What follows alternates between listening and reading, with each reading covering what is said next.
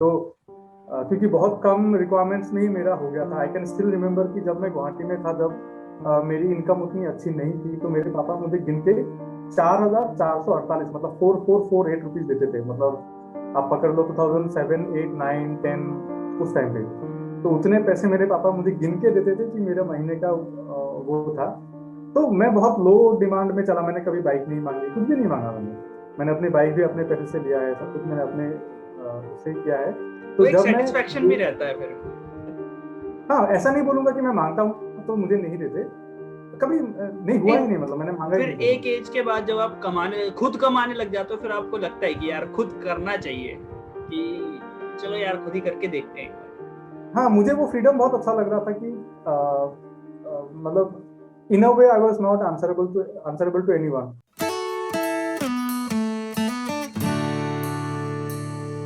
Hello दोस्तों, स्वागत है आप लोगों का एक बार फिर से द एसएम शो पर। और जी हाँ, मोस्ट अवेटेड कहूंगा मैं इसे, क्योंकि जब मैंने इंस्टाग्राम पे ये चीज़ डाली थी, अगर तुम लोग इंस्टाग्राम पे फॉलो करते हो मुझे, तो इंस्टाग्राम पे जब ये चीज़ डाली थी तो काफ़ी लोगों के मेरे को सवाल आए भी। और मुझे इस चीज़ की हैरानी हुई कि इंस्टाग्राम से ज़्यादा मेरे व्हाट्सएप पे मेरे को क्वेश्चंस आ रहे थे। व्हाट्सएप पे जो लोग थे उन लोगों ने क्वेश्चन पूछे हैं, जिसमें से एक ऐसे व्यक्ति हैं जिनको आप लोग जानते भी हैं, जिनके क्वेश्चंस आए हैं। तो क्वेश्चंस के बारे में तो यार मैंने बता दिया, बट किसका इंटरव्यू आज करने जा रहे हैं हम लोग, अब थंबनेल में तो तुम लोगों ने अब तक देख ही लिया होगा, बट फिर भी मैं तुम लोगों को अभी बता देता हूँ कि किसका इंटरव्यू करने जा रहे हैं। तो एक यूट्यूब पर अभी रिसेंटली बहुत ही पॉपुलर हो चुका एक चैनल है, कीबा कीवी, जो कि भाई ग्राफिक डिज़ाइनर हैं और ब्रेक डाउन करते हैं काफ़ी सारी चीज़ों का। और ब्रेक डाउन करने के साथ साथ एक गिव अवे भी कर चुके हैं भाई साहब, मतलब महंगी वाली बातचीतें हो रही हैं। चलो आज उनसे बातचीत करते हैं और पता लगाते हैं कि भाई how graphic designer reacts on the SM show. तो चलिए स्वागत करते हैं शामीम भाई का। शामीम भाई, आपका बहुत स्वागत है। Thank you Shiva, thank you Shiva, it was a great great good intro. तो thank you so much and hello everyone from Sameen. तो भाई सबसे पहले तो ये बताओ, लॉकडाउन कैसा बीत रहा है? लॉकडाउन में क्या कुछ आपके विचार रहे हैं, क्या कुछ कंडीशंस रही है? थोड़ा इसके बारे में जल्दी से हमें बता दीजिए। लॉकडाउन के बारे में बस यही बोलूंगा कि मैं एक तरीके से अपने आप को ब्लेस्ड ही बोलूंगा, क्योंकि मेरा जो प्रोफेशन है हम्म। वो in office out of office exactly same चला। हम लोग का ना तो कोई प्रेशर की कमी हुई, ना तो मतलब लकीली मतलब हम लोग का सही चला। तो जैसा था लॉकडाउन से पहले वैसा ही हो लॉकडाउन के बाद भी रहा। बस वही घर से काम करने की वो जो होती है कि एक टीम वर्क वाला चीज थोड़ा इधर उधर हो गया था। बट इंशाल्लाह काम वाइज तो सब कुछ सही रहा, इतना कुछ प्रॉब्लम हुआ नहीं। So it was good in that way. और घर में बहुत थोड़ा ही ज्यादा बढ़िया। टाइम मिल गया, वो एक अच्छी बात है। बहुत ही बढ़िया। लॉकडाउन में काफी सारे एक्सपीरियंसेस मिले, और लॉकडाउन में मेरे ख्याल से आपका चैनल काफी ज्यादा ग्रो किया है। पता नहीं, क्योंकि मेरा चैनल उतना पुराना भी नहीं है। आई थिंक दो 2019 2018 में आपने पहला वीडियो डाला था, जो कि 18 असमी में था। नवंबर में 18 नवंबर में मैंने पहला वीडियो डाला था, और 19 मार्च में मैंने कैमरा खरीदा। तो ना ना ना ना उस ना ना टाइम ना से ना ना ना ना ना, कैमरा आपने ऑन कैमरा बोला है कि ये कैमरा गिफ्टेड था। हाँ वही मतलब मम्मी ने मुझे गिफ्ट दिया था। तो आई थिंक मार्च या अप्रैल में मुझे वो गिफ्ट मिला था। और तब से मैं सिंसियरली अपलोड करने लग गया, ऐसा मैं बोल सकता हूँ। तो एक्चुअली शक्तिमान का वीडियो 2020 में मैंने डाला था, लॉकडाउन शुरू होते ही। और वो वीडियो 6 महीने बाद वायरल हुआ, तो उसके बाद से थोड़ा अच्छा हो गया चैनल, तो बढ़िया। ऐसा बोल। नहीं, जो आपके वीएफएक्स ब्रेकडाउन थे वो भी काफी काफी बढ़िया तो खैर होते ही हैं, बट उसमें डिटेलिंग जो आप बताते हो ना, उससे काफी ज्यादा लोग प्रभावित होते हैं। तो भाई बढ़ते हैं कुछ सवालों की तरफ। सबसे पहले तो आप आसाम से हैं, ये बात तो हम जानते हैं। सो बिल्कुल। आसाम से बेंगलोर ये शिफ्ट कैसे हुआ, और किस तरह से आप ग्राफिक डिजाइनिंग में आए? और इससे पहले आपका क्या मतलब, एक नोवेल कॉज होता है ना हमारी लाइफ का कि हमें ये बनना है, तो क्या ग्राफिक डिजाइनिंग आपका हमेशा से सपना था, या फिर कुछ कुछ करके आ गया और जाना कहीं और था, पहुंच गए यहाँ? नहीं, ऐसा ऐसा तो नहीं बोल सकता मतलब मैं ऐसा बोल सकता हूँ कि मैंने अपने वीडियोस में भी बोला है कि मुझे ना ये चीज सीखनी थी। और मैं ना उतना सिंसियर कभी रहा नहीं हूँ, मतलब अपने लाइफ में कि मुझे ऐसा ही करना है। मेरी मम्मी चाहती थी कि मैं नेवी में जाऊँ, इंडियन नेवी में जाऊँ। और मेरे पापा इंजीनियर है, तो ऑब्वियसली ही wanted me to be an engineer, but मैं कहीं नहीं गया। तो मेरा ऐसा हुआ था कि एचएस के बाद कुछ भी करने से पहले मैं बस ग्राफिक डिजाइनिंग सीख लूँ। तो मैंने 2 साल का एक कोर्स ज्वाइन किया हम्म। गुवाहाटी में ही इंस्टीट्यूट में, इमेज इंस्टीट्यूट था, institute of multimedia arts and graphics. तो वहाँ पे मैंने एक 2 साल का कोर्स ज्वाइन किया, जो मतलब उस टाइम पे सबसे एक्सक्लूसिव कोर्स था। और बाकी दूसरे कोर्स से बहुत सस्ता भी था, मतलब वो एक बाय द वे टाइप का कोर्स था उस टाइम पे। तो उस कोर्स को ज्वाइन करने के बाद फिर हम लोगों ने एक फ्रीलांस फार्म खोला, मैंने और मेरे 3 फ्रेंड्स ने मिलके। We were around 21-22 years of age. इतने छोटे में हम लोगों ने अपना खुद का एक फार्म खोल लिया था। फिर पता नहीं था कैसे बिजनेस करते हैं, काम आ रहा है बस किए जा रहे हैं, कोई विजन नहीं था। फिर उसके बाद ऐसा लगने लगा कि क्योंकि बिजनेस हर किसी की बस की बात नहीं है, मतलब हम लोग को कुछ भी नहीं आता था। हमारी ना तो कोई फैमिली बिजनेस फैमिली थी, ना तो कुछ वो था, हम लोग को कुछ भी नहीं पता था।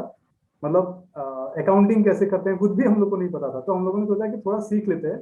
तो उसी हिसाब से हम लोगों ने अपने अपने फील्ड में, मतलब मेरा एक दोस्त फिल्म मेकिंग सीखने चला गया कोलकाता, मैं गुवाहाटी में ही रहा। और मैंने गुवाहाटी में जॉब करना शुरू कर दिया, जितने भी छोटे बड़े जो भी कंपनीज थे गुवाहाटी में उस टाइम पे डिजिटल का कोई सीन नहीं था। हर कोई ऐसे प्रिंट या फिर उसको क्या बोलते हैं, मीडिया, जो न्यूज़पेपर मैगजीन बोलते हैं, उन सब में मैं जॉब करने लग गया। और वैसा करते करते जब मेरी उम्र 25 हो गई थी, तो मेरी सैलरी ऐसे 24,000 थी। तो मुझे ऐसा लगा कि मेरी सैलरी मेरी उम्र से कम है। तो उस पॉइंट पे मैंने डिसाइड किया कि मुझे obviously to sustain a family you need decent income. तो उसके वजह से मुझे बेंगलोर आना पड़ा, क्योंकि गुवाहाटी गुवाहाटी के मार्केट के हिसाब से आप उतना स्ट्रेच नहीं कर सकते, आपको बहुत ज़्यादा नहीं मिलेगा वहाँ पे, एक लिमिट तक ही मिल सकता है। तो उसके वजह से मुझे बेंगलोर आना पड़ा, वरना मैं गुवाहाटी कभी नहीं छोड़ता। मतलब आई ट्राइड माई बेस्ट कि गुवाहाटी में ही मैं जितना तक कर सकूँ। बस पता नहीं अभी भी सिनेरियो कैसा है मुझे नहीं पता, लेकिन मेरे टाइम पे उतना अच्छा नहीं था मनी वाइज। काम बहुत है ऑब्वियसली, अगर आपको सिर्फ काम करना है तो गुवाहाटी इज इनफ, बट पैसों के हिसाब से गुवाहाटी में थोड़ा प्रॉब्लम था उस टाइम पे। इसलिए मैं बेंगलोर शिफ्ट हो गया था। तो वही वही मेरा रीजन था कि मैं क्यों गुवाहाटी से बेंगलोर आया। हम्म। अच्छा, आपने बताया आपके पिताजी जो हैं वो आपको इंजीनियर बनाना चाहते थे, माताजी आपकी वो बनाना चाहती थी, आपको नेवी ऑफिसर बनाना चाहती थी, आप इस फील्ड में आना चाहते थे। तो आपकी पढ़ाई का बैकग्राउंड क्या रहा है? नहीं, मैंने 10+2 किया, उसके बाद मैं इसी फील्ड में आ गया। मैंने कॉलेज मतलब कभी किया नहीं, आई आई वाज तो नेवर ग्रेजुएटेड। साइंस तो फील्ड से रहे हो आप हाँ, 10 साइंस प्लस फील्ड टू से ही में? रहा हूँ मैं। साइंस फील्ड से ही रहा हूँ मैं। एंड मेरा भाई ने, my brother is MBBS, sorry क्या बोल रहा है, एमबीबीएस नहीं, माय ब्रदर इज, या मार्केटिंग वाले को क्या बोलते हैं, वो MBA। एमबीए। मेरा भाई एमबीए। तो उसके कोर्स की किताबों से ऐसे ऐसे करके मैं बहुत सारी चीजें सीखा हूँ कि दूसरे दूसरे वर्कशॉप में जाके ये करके। बट कभी फॉर्मल एजुकेशन कभी हुआ नहीं, क्योंकि फिर उसके बाद बिजनेस में चला गया, फिर जॉब में चला गया, फिर वैसे से हो गया, मतलब कभी फिर उसको कंटिन्यू नहीं किया मैं। सो भाई, अभी आते हैं आपके कैमरा के ऊपर। आपने पहले तो एक तो वीडियोस आपने यूट्यूब स्टार्ट किया, तो आसामी में आप वीडियोस बनाते थे, देन उसके बाद कुछ 4-5 वीडियो के बाद ही मेरे ख्याल से आपने स्टार्ट कर दिया था हिंदी में बनाना, क्योंकि हिंदी की ऑडियंस बहुत ज़्यादा थी। सो कैमरा का क्या कहानी है? क्योंकि आपकी माताजी ने आपको गिफ्ट किया, सो उसके पीछे क्या रीजन रहा था कि माताजी ने क्या सोचा कि बेटे को कैमरा दिया जाए, और क्या नहीं उम्र थी एक्चुअली आपकी उस वक्त? यार उम्र अभी मैं 33 का हूँ, तो उस टाइम पे 30 से ज्यादा ही होगा। मतलब मेरे पेरेंट्स से मैंने कभी कुछ मांगा नहीं, तो क्योंकि बहुत कम रिक्वायरमेंट्स में ही मेरा हो गया था। आई कैन स्टिल रिमेम्बर कि जब मैं गुवाहाटी में था, जब मेरी इनकम उतनी अच्छी नहीं थी, तो मेरे पापा मुझे गिन के 4,448, मतलब 4,448 रुपीज देते थे। मतलब आप पकड़ लो 2007, 8, 9, 10, उस टाइम पे। तो उतने पैसे मेरे पापा मुझे गिन के देते थे कि मेरे महीने का वो था। तो मैं बहुत लो डिमांड में चला, मैंने कभी बाइक नहीं मांगी, कुछ भी नहीं मांगा मैंने। मैंने अपनी बाइक भी अपने पैसे से लिया है, सब कुछ मैंने अपने उससे ही किया है। वो तो एक जब मैं सेटिस्फेक्शन भी रहता है फिर। हाँ, ऐसा नहीं बोलूंगा कि मैं मांगता हूँ तो मुझे नहीं देते, कभी नहीं हुआ नहीं, ही नहीं, मतलब मैंने मांगा ही फिर नहीं कभी। एक एज के बाद जब आप खुद कमाने लग जाते हो, फिर आपको लगता है कि यार खुद करना चाहिए, कि चलो यार खुद ही करके देखते हैं एक बार। हाँ, मुझे वो फ्रीडम बहुत अच्छा लग रहा था कि मतलब in a way I was not answerable to anyone. Hmm. मैं अच्छे से रह रहा था गुवाहाटी में, अकेले रह रहा था। मेरा भाई मेरे साथ ज्वाइन किया बाद में, फिर मैं और मेरे भाई रहते थे। तो वैसे वैसे करके जब मैंने ये यूट्यूब शुरू किया तो, और वो भी एक चीज़ है कि मैं हमेशा रेंटेड अपार्टमेंट्स में रहा हूँ, तो मुझे हर महीने रेंट देना पड़ता था। मतलब जब से मैंने जॉब ज्वाइन किया, आप हम्म। पकड़ लो 2011 से लेके अब तक मैं सिर्फ रेंट ही पे कर रहा हूँ हर महीने। मतलब हम्म। कभी घर खरीदा नहीं। तो अभी मेरा ऐसा भी नहीं हुआ कि मैं एक जॉब छोड़ के मैं 6 मंथ्स का ब्रेक लिया फिर मैं दूसरा जॉब ज्वाइन किया, वो भी मेरा कभी नहीं हुआ। तो मैं हमेशा, मतलब ऐसा होता है कि कल मैंने एक जॉब छोड़ा, आज मैंने एक जॉब ज्वाइन किया। तो मैं लास्ट 12-13 ईयर्स में ऐसे ही जॉब करते आ रहा हूँ। तो वो करते करते जब मैं यूट्यूब में आया तो शायद मेरे मम्मी पापा को लगा होगा कि he is trying something else apart from what he is doing. और जो मैं कंसिस्टेंटली मैं डाल रहा था वीडियो वो करके, पता नहीं मेरी मम्मी ने सोचा होगा कि मतलब दुआ बोल लो या फिर ऐसा बोल लो। तो उन्होंने मुझसे पूछा कि कितने में आता है, तो मैंने बोला कि 200 ही मैंने लिया, जो आप बोल सकते हो कि प्रो लेवल का सबसे बेस कैमरा है, आपको पता ही होगा। मतलब it's not a professional camera but आप बोल कैमरास के सकते हो बारे में मेरी कि नॉलेज बहुत बेकार है।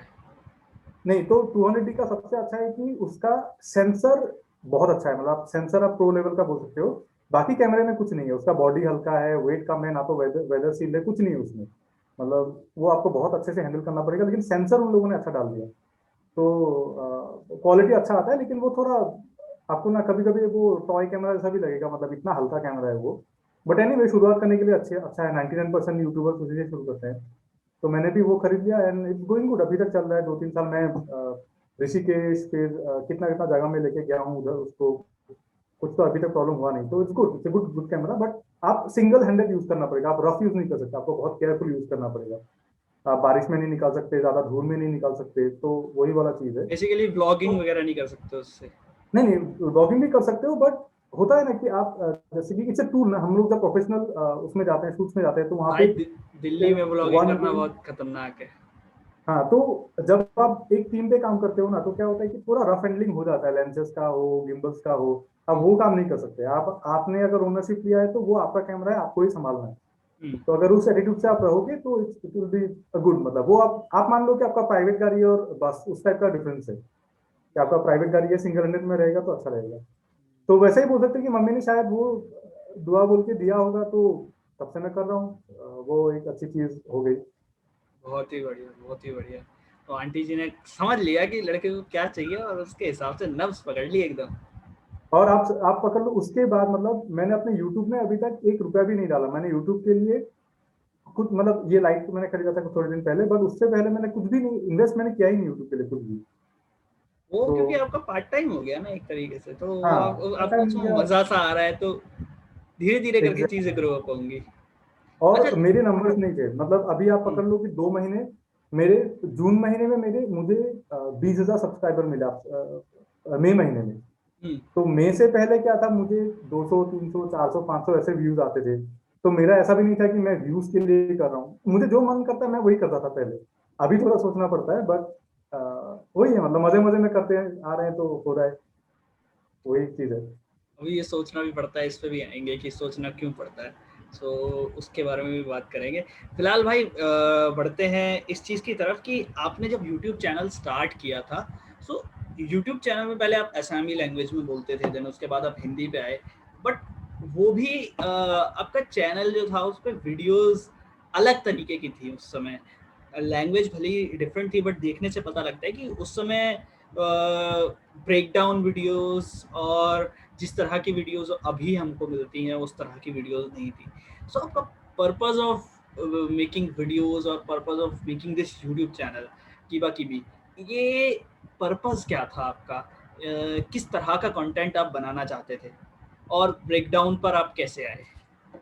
तो ये आपने बहुत अच्छा सवाल किया। ये मतलब मुझे बोल के भी अच्छे, वो बहुत खुशी मिलेगी कि जब मैंने यूट्यूब का ये जो चैनल है, तो किबा किबी का मतलब जो एसएमएस लैंग्वेज है उसमें किबा किबी का मतलब है रैंडम मिसलेनियस एवरीथिंग एनीथिंग। तो आप किबा किबी का वो मतलब है। हम्म। और मेरा ऐसा था कि जो मेरे दिमाग में चल रहा है, my channel should be the representation of that. Hmm. कि देखिए, मैंने बोला ना कि मुझे बस वो एक एक्सप्रेशन का विंडो चाहिए था। इसीलिए आप देखोगे तो मैं कॉपीराइटेड सॉन्ग भी यूज करता हूँ। वो मतलब मैं उतना सोचता नहीं हूँ कि ये कॉपीराइट स्ट्राइक्स में आएगा नहीं आएगा, मोनेटाइज होगा नहीं होगा, मैं उतना नहीं सोचता। और जितने भी मेरे बड़े बड़े वीडियोस हैं वो सब में, उन सब में कॉपीराइट क्लेम्स है, तो मुझे उनसे 1 रुपए भी नहीं मिल रहा है। तो मेरा कभी स्ट्रेटेजी ये नहीं था कि इससे मुझे कमाना है या फिर इससे मुझे वो करना, मुझे बस ऐसा एक चीज चाहिए था। क्योंकि देखिए अभी हम लोग के प्रोफेशन में कैसा होता है पता है, आप कोई चीज बनाते हो ना, वो 10-12 लेवल के अप्रूवल से जाता है, उसके बाद वो चीज लोगों को देखने को मिलती है। तो इन अ वे वो बहुत फिल्टर्ड हो जाता है, तो आपका जो रॉ क्रिएटिविटी होता है वो कभी लोगों तक पहुंचती नहीं है। तो मुझे ऐसा चाहिए था कि मैं ये बोलना चाहता हूँ, ऐसे बोलना चाहता हूँ, और यही होना चाहिए। तो आप अगर देखोगे, मैंने एक वुमेन्स डे के लिए मैंने एक वीडियो बनाया था, जो बहुत प्यारा वीडियो, मुझे बहुत, I am very proud of that video. तो वो एक्चुअली आइडिया मैंने एक क्लाइंट के लिए बताया था, बट उन लोगों को पसंद नहीं आया, उन लोगों को अच्छा नहीं लगा। नॉट देयर फॉल्ट, बट होता है ना कि आपका एक विजन अलग होता है। तो मुझे लगा कि नहीं, उनको पसंद नहीं आया, लेकिन मेरा कॉन्सेप्ट अच्छा है, तो मैंने उसको अपने तरीके से फिर अपने चैनल में बनाया। तो ये जो फ्रीडम है वही मुझे इस चैनल में चाहिए था। तो पहले जब मैं एसएमएस में वीडियो बनाने लग गया था, तो कोई भी डायरेक्शन नहीं था, मतलब मैं जो भी करता था मैं वही बस वीडियो बना के डाल देता था, क्योंकि उस टाइम पे वो एडिटिंग करके भी मजा आता था, वो वाला चीज। आपका तो उस टाइम पहला पे प्रॉब्लम वीडियो भी ये, ऐसे ही था, बाइक पे। हाँ, बाइक वाला जो पहला नहीं था, आई थिंक वो काफी बाद में। पहले तो मैं कुछ भी करता था, मतलब मैजिक ट्रिक सिखाता था, कुछ भी करता था मैं उस टाइम पे। फिर तो तब क्या था कि जो, क्योंकि यूट्यूब का भी जियो टैगिंग ऐसा है कि आप जहां से अपलोड कर रहे हो ना, मुझे ऐसा लगता है कि उसी एरिया के लोगों को ज्यादा दिखता है, ऐसा मुझे लगता है, आई एम नॉट श्योर। तो आपके फ्रेंड सर्कल, मतलब मेरे यहाँ पे फ्रेंड सर्कल में कोई भी एसएमएस बोलने वाला बंदा या बंदी नहीं है। तो जितने भी लोग मुझे देख रहे थे उनको समझ में नहीं आ रहा था, और जो लोग, जिन लोग को समझ में आता है वो लोग देख नहीं रहे थे। तो मैंने सोचा कि चलिए एसएमएस में नहीं करके मैं हिंदी में करता हूँ, एटलीस्ट जो लोग, जो 10 लोग मुझे देख रहे हैं उनको समझ में तो आएगा कि मैं क्या बना रहा हूँ वीडियो। तो फिर वैसे वैसे मैंने शिफ्ट किया। फिर एक्चुअली लॉकडाउन से काफी चेंज हुआ, क्योंकि लॉकडाउन से पहले ना वैसे ही चल रहा था कि मैं जो करता हूँ मैं वो थोड़ा थोड़ा मतलब फिल्मी वे में, थोड़ा स्टोरी टेलिंग वे में मैं बताना चाहता था। लेकिन मैंने बोला ना, लॉकडाउन के टाइम पे एक दिन मैं ऐसे शक्तिमान देख, क्योंकि लॉकडाउन के टाइम पे मैंने महाभारत, रामायण, शक्तिमान सब मैंने देख डाला, तो मुझे ऐसा लगा कि इन सब के बारे में मैं बात कर सकता हूँ। तो मैंने वो शक्तिमान वाला वीडियो बनाया था, और वो वन टाइम था, क्योंकि शक्तिमान वाले वीडियो में आपने देखा होगा मैंने इंट्रो बनाया था उसी वीडियो में। और किसी भी मैंने ब्रेकडाउन वीडियो में इंट्रो नहीं बनाया, मैंने वो सिर्फ वाला। उसी वीडियो में बनाया था। तो तो वो बस मतलब ऐसे बाय द वे टाइम से हो गया था। फिर वो जब ऊपर चला गया, खुद मुकेश खन्ना सर ने वो वीडियो देखा है, उसमें कमेंट किया है।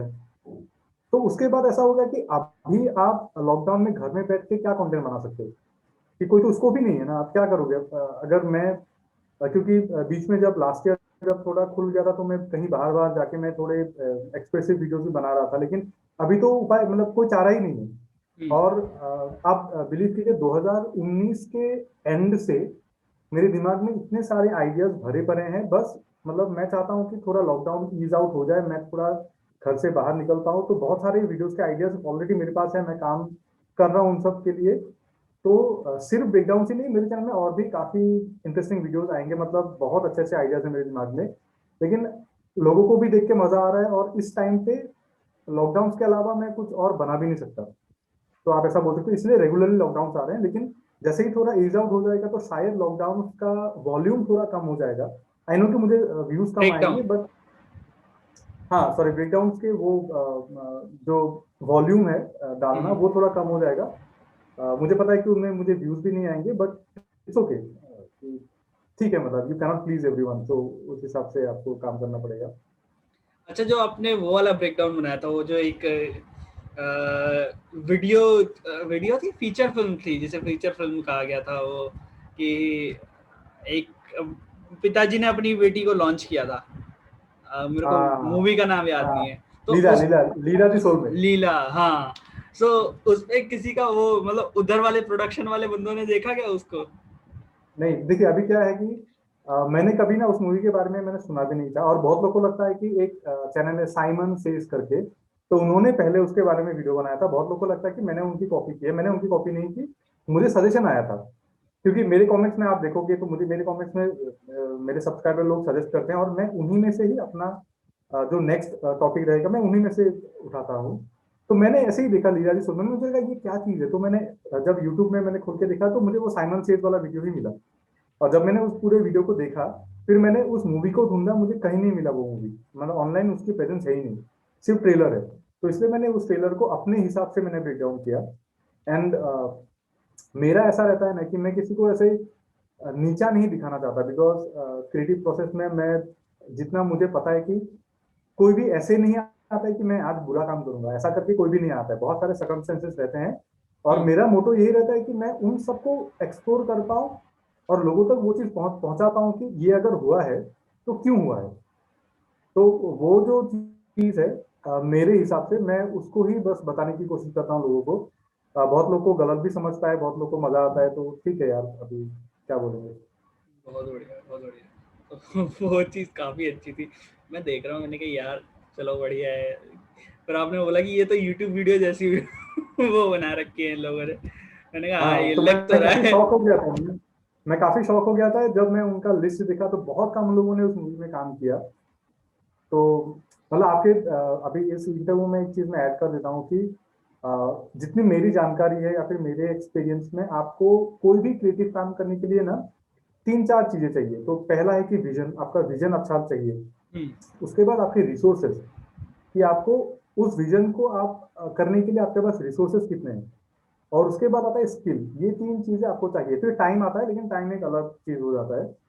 तो ये जो विजन, रिसोर्स और स्किल, ये तीन अगर चीज आपके पास है तब आप जेम्स कैमरून बन जाओगे। आपके मतलब अच्छे अच्छे आप यूट्यूब वीडियोस बोल लो, कहानी बोल लो, राइटअप बोल लो, आप कुछ भी कर सकते हो। हम्म, लेकिन अगर आपके पास विजन है और रिसोर्स और स्किल की कमी है, तब लीगासी सोल्जर बनता है।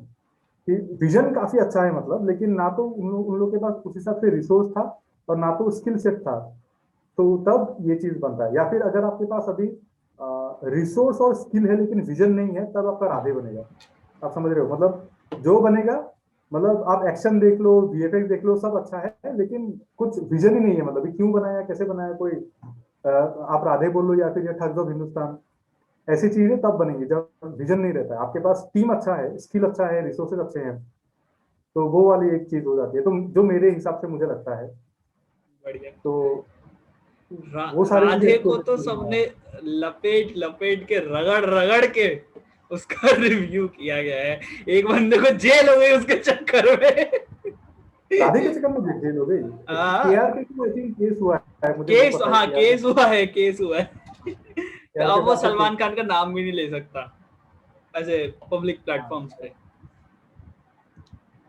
नहीं तो वो सही भी है अभी भाई, पता नहीं सही है भाई, क्या सही है। उनका होना बिहाइंड स्टोरी चाहिए, रहा होगा उनका। होना चाहिए, होना चाहिए। बढ़िया। यार ये जब से राधे का जिक्र आया ना, मैं आपसे पूछ ही लेता हूँ, आपने क्या पूरी मूवी देखी थी राधे सिर्फ ब्रेक डाउन करने के लिए, या ट्रेलर से ब्रेक डाउन हाँ किया देखिए, उसका? अभी अभी ना मैं उस दिन, देखिए वो ईद का दिन था, ठीक है, हमारे ऑफिस उस दिन ऑफिस बंद था और आप बाहर जा नहीं सकते। मैं सुबह उठ के घर में ही नमाज पढ़ा, तो उसके बाद आप करोगे क्या।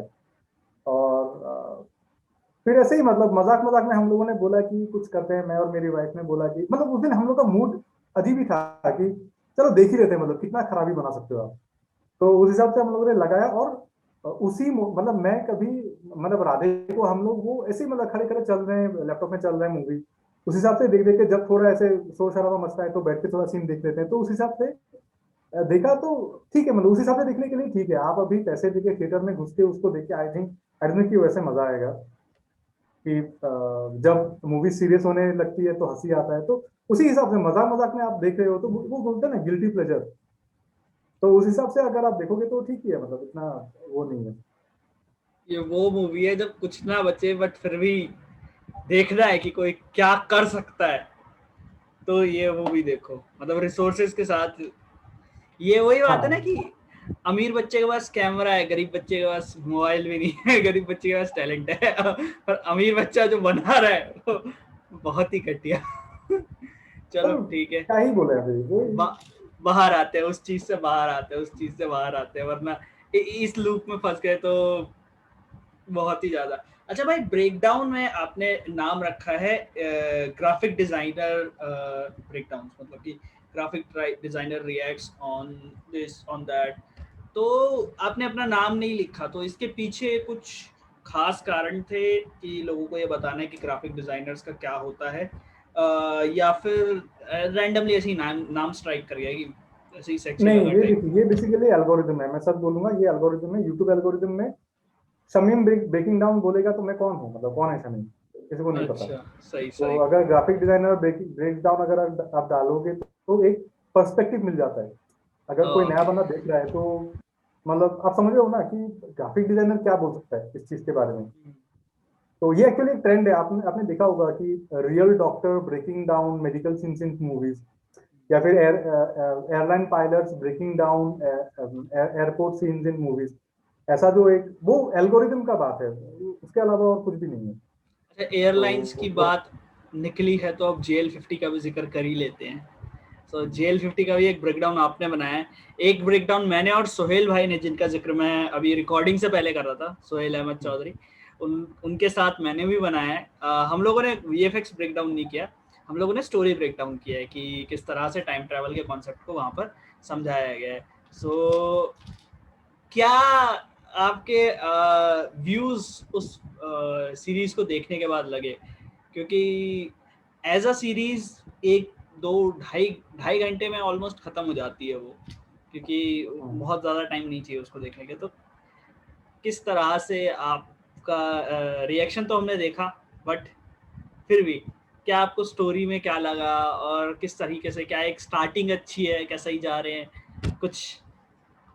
नहीं, मैं एफर्ट के लिए 100% दूंगा, मतलब एफर्ट तो बहुत अच्छा है। वैसे स्टोरीज एक्चुअली हमारे यहाँ पे बनती नहीं है, बहुत पुराने जमाने में बनती थी, अभी तो बिल्कुल नहीं बनती है। लेकिन बनना चाहिए एक्चुअली, वैसे मूवीज मुझे लगता है कि बनना चाहिए।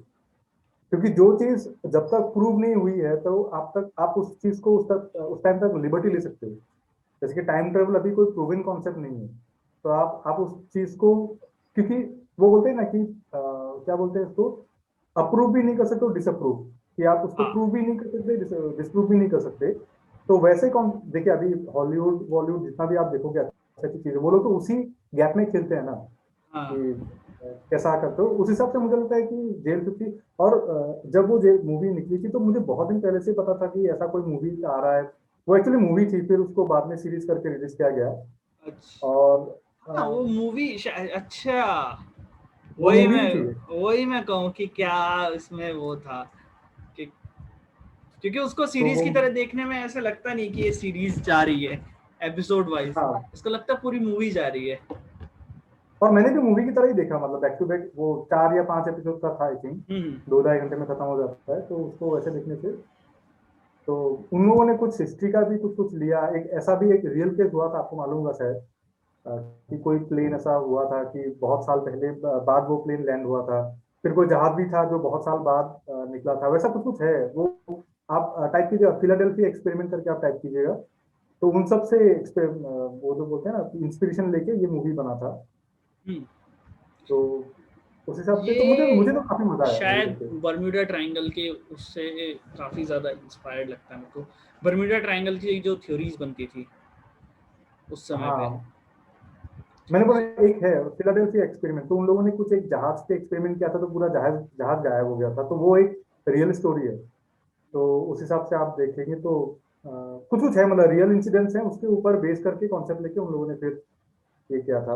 बट काफ़ी सारे लूप होल्स थे जिसके बारे में मैंने भी डिस्कस किया था, सोहेल भाई ने उस वीडियोस में हम लोगों ने डिस्कस किया था कि काफ़ी कुछ उसमें बेटर हो सकता था स्टोरी के पॉइंट ऑफ व्यू से। VFX वगैरह के बारे में तो मैं ज़्यादा नहीं जानता, बट स्टोरी के पॉइंट ऑफ व्यू से काफ़ी कुछ हो सकता था। बट सबसे ज़्यादा खुशी मुझे इस बात की हुई कि भाई की वाइफ जो है वो अलग ही एकदम बदल गई लास्ट में। और मतलब दो दो वाइफ, वाह क्या बात है। और कोई वो भी नहीं कह सकता कि मतलब समझ रहे हो ना, किसी को कोई प्रॉब्लम भी नहीं होगी क्योंकि दोनों अलग अलग टाइम लाइन की हैं। बहुत ही बढ़िया, बहुत ही बढ़िया। और ये इसके बारे में सिर्फ उसी को पता है। वही। बढ़िया बढ़िया। तो भाई, हमने ये जाना कि आपका एम क्या था ये चैनल बनाने का, और उसके बाद अभी आपके काफ़ी सारे प्लान्स हैं। तो 12 साल पहले तो ये सारी चीज़ें इमेजिनरी थी, उसके बाद आप हाँ, ग्राफिक डिज़ाइनर ब्रेकडाउन वगैरह किया, आपने ये सारी चीज़ें करी। सो अभी आप किस तरह से इस चीज़ को देखते हो जब आप ब्रेक डाउन एक्चुअल में कर रहे हो और काफ़ी सारे लोग इसको पसंद भी कर रहे हैं कि ये वाली चीज़ जो है ये हमें बता कर दो। आप फ़ोटोशॉप वगैरह भी सिखा रहे हो अपने चैनल पर। सो क्या इस चीज़ में कभी आपने 12 साल पहले जो सोच थी वो अब एक तो सबसे पहले तो वो सच हो रही है। दूसरी बात ये है कि आप इसको आगे क्या देखते हो कि किस तरह से आप इसको लेके जाना चाहते हो? क्या कुछ प्लान्स हैं? अभी आप प्लान्स के बारे में बता रहे थे बट अब थोड़ा उसके बारे में थोड़ा और एक्सप्लेन करके हाँ, हमें तो बताइए कि आपने जो मुझे पूछा ये क्वेश्चन मैं अपने आप को भी पूछता हूँ कि व्हाट्स नेक्स्ट, क्योंकि मैं अपने लाइफ को हमेशा 5 साल की गैप में मैं प्लान करता हूँ कि अगले 5 साल में मैं अपने आप को कहाँ देखना चाहता हूँ, उस हिसाब से मैं प्लान करता हूँ। तो काफी सारे तो प्लान्स थी, लेकिन अभी तो वो लास्ट मतलब 2020 के बाद तो बहुत सारा थोड़ा डर भी बैठ गया है कि इतना अनसर्टेन है रियल लाइफ कि आप कुछ नहीं बोल सकते कि सब लोग के प्लान जैसे 2-3 साल पीछे हो गए हैं, तो वो सब तो है ही। और in terms of graphic designing तो देखिए मैं जॉब कर रहा हूँ और एंड आई थिंक कि मैं करते रहूंगा जॉब, क्योंकि वो एक स्टेबल इनकम है, वो अच्छा एक चीज है। एंड देखिए अभी क्या है ना, जैसे यूट्यूब मान लीजिए इंडिया में जियो आने के बाद मतलब 16 में जब 2015-16 आया के था। बाद, हाँ यूट्यूब इतना बूम हुआ या फिर यूट्यूबर वाला कॉन्सेप्ट है। और अभी आप देखिए अभी तो हर कोई यूट्यूबर है, मतलब हर कोई यूट्यूब में है, which is a good thing. मतलब मुझे लगता है कि वो एक बहुत ही ब्यूटीफुल चीज है, क्योंकि सब लोग को स्ट्रगल और ये जो हम लोग के लिए जो रेस्पेक्ट है, जो बिहाइंड द कैमरा काम करते हैं, वो सब लोग को अभी मालूम चल गया। क्योंकि मैं अपने सब्सक्राइबर लोगों से बातें करता हूँ तो वो लोग मुझे बोलते हैं कि, क्योंकि जो लोग भी मेरे से मतलब बहुत पहले से जुड़े हुए हैं, तो वो लोग बोलते हैं कि आप बिना सब्सक्राइबर के इतने इतने दिन कैसे कंटेंट बनाते रहे, क्योंकि वो लोग बनाते हैं 2 वीडियो बना के उनको फिर ऐसा लगता है कि कोई देख नहीं रहा है, तो फिर क्या है, मतलब ऐसा लगता है खाली दीवार के सामने बात कर रहे हैं, जो है मतलब जो सच बात है वो फिर आता है। बट इट्स ओके, मतलब मेरा वही है कि जो मेरा सेंस ऑफ एक्सप्रेशन है, जो मैंने आपको बोला था कि यूट्यूब से पहले भी मैंने एक गोवा का एक वीडियो बनाया था अपने दोस्तों के साथ, और वो हुँ, मैंने कहीं पे पब्लिश भी नहीं किया था, वो मैंने बस ऐसे मजाक मजाक में बनाया था, क्योंकि मुझे वो डॉक्यूमेंट करके अच्छा लगता था उस टाइम से। तो अ, वैसा कर करके मैंने किया। तो अभी तो बेसिकली ऑब्वियसली आपके बैक ऑफ द हेड तो वो रहता है कि यूट्यूब है, मे बी एक दिन कुछ ना कुछ जाके ये बनेगा ये चैनल, ऐसा ही तो एक भाव रहता है। लेकिन उसके लिए सिर्फ काम करना I don't think is a safer option at this point. मुझे ऐसा लगता है कि जो हम लोगों ने दुनिया में देखा कि जितने भी सारे ट्रैवल यूट्यूबर्स हैं, सब लोग बैठ के घर में वैसे कंटेंट बना, मतलब कितना अनसर्टेन है। तो मुझे ऐसा लगता है कि जब तक एक सर्टेनिटी आपकी नहीं आ जाती किसी चीज को लेके, which is a very safe mentality, मैं नहीं बोलूंगा कि ये सही मेंटेलिटी है, लेकिन मेरा ऐसा है कि मैं ऐसे एक सेफ्टी नेट रखना चाहता हूँ अपने नीचे, वो मेरा एक वो है। And in terms of vision, अभी तो जैसा है कि जो भी मुझे करके मजा आता है मैं वही करूंगा। मैं अभी ऐसे यहाँ पे बोलना नहीं चाहता, लेकिन मेरे दिमाग में ऐसे ऐसे आइडियाज है ना, जो मैं अगर करूंगा तो लोग बोलेंगे कि क्यों इतना मेहनत किया, मतलब ये क्या कॉन्सेप्ट है। तो और लेकिन मुझे करना है, और मुझे पता है कि वो मैं मोनेटाइज भी नहीं कर पाऊंगा, उनमें कॉपीराइट क्लेम्स भी आएंगे वैसे वीडियोज में, लेकिन मैं करूंगा क्योंकि मुझे करना है। तो वो वाला एक चीज है। तो वही है मेरे दिमाग में, जब तक आइडियाज आते रहेंगे, मैं स्टिमुलेट होते रहूंगा, तब तक मैं यूट्यूब में वीडियोस डालते रहूंगा। वो एक सही बात है, वो तो मैं करते रहूंगा। बढ़िया। एंड आपको भी पता है कि जो मेरा पहला वो हुआ था, जो क्या $100 आते हैं पहले, तो उसमें से तो आधा तो मैंने सब्सक्राइबर लोगों को ही दे दिया। एक गिव अवे किया था, उसमें मैंने वो कर दिया। तो मेरा ऐसा मानना है कि इसको मुझे ग्रीड नहीं बनाना है। मतलब मैंने जब मैजिक शुरू किया था आज से 4-5 साल पहले, तो मैजिक में भी ऐसा हो गया था कि जब मैजिक करके मैं वीडियो डालने लग गया था, तो एक बार मेरे पहचान वाले ही हैं, तो एक मतलब काफी बड़े कंपनी में गुवाहाटी में वो जनरल मैनेजर थे उस टाइम पे। तो उन्होंने मुझे कॉल करके बोला कि अगर तुम मैजिक शो करना चाहते हो then I can give you a platform. तो उन्होंने ऐसे अपने से बोला मुझे, और मैंने उस टाइम पे सोचा कि अगर मैंने म्यूजिक को भी पैसे के लिए कर दिया ना, तो वो एक चीज में ना फिर बाद में वो मजा चला जाएगा। तो मैंने हुँ, सोचा कि नहीं, मैजिक को मैं अपने लिए रखता हूँ, वो मेरा पर्सनल थिंग है, मैं उसको कभी बेचूंगा नहीं मेरे मैजिक स्किल्स को। हुँ, तो अगर आपको प्योरिटी मेंटेन करनी है तो आपको उसमें कमर्शियल नहीं लाना चाहिए, मुझे ऐसा लगता है। अगर आपको एक चीज में प्योरिटी मेंटेन करनी है, अगर आपको डरना नहीं है कुछ भी करने से, क्योंकि जैसे ही पैसे, अगर मैंने अभी जॉब छोड़ दिया और मैं यूट्यूब में आ गया, तो मैं इंडिपेंडेंटली मैं नहीं सोच पाऊंगा, मुझे हमेशा सोचना पड़ेगा कि इस वीडियो से भी मुझे मतलब मोनेटाइजेशन चाहिए, ये भी चाहिए, कॉपीराइट क्लेम्स नहीं आना चाहिए, सेफ होना पड़ेगा। तो फिलहाल तो मैं उतना सेफ नहीं खेलना चाहता, देखता हूँ क्या होता है बाद में जाके। तो अभी तो वैसा ही है, मतलब कोई ऐसा प्लान नहीं है, जैसे चल रहा है मैं वैसे ही चलाऊंगा जब तक मैं कर सकता हूँ अपने इस चीज को।